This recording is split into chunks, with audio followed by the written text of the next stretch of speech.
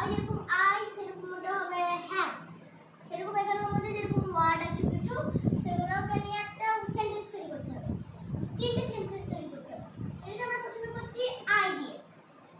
I তাহলে I have, have হবে না হ্যাভ হবে, হ্যাভ হবে কারণ এটা থার্ড পারসন সিঙ্গুলার নয়। আই হ্যাভ, তাহলে আই হ্যাভ কি পেন কার ওয়াক্স, মানে যেটা লিখতে হবে পেন লিখছি পি ই এন পেন। একটা হলো আমি কত বলেছি তিনটে, আর দুটো লিখতে হবে তাহলে আই দিয়ে।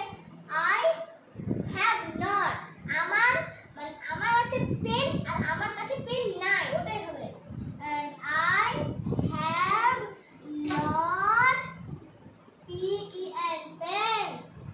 আর দুটো হলো আরেকটা লিখতে হবে মানে এখানে কি হলো আই হ্যাভ পেন, আমার পেন আছে, আই হ্যাভ নট পেন, আমার কাছে পেন নেই।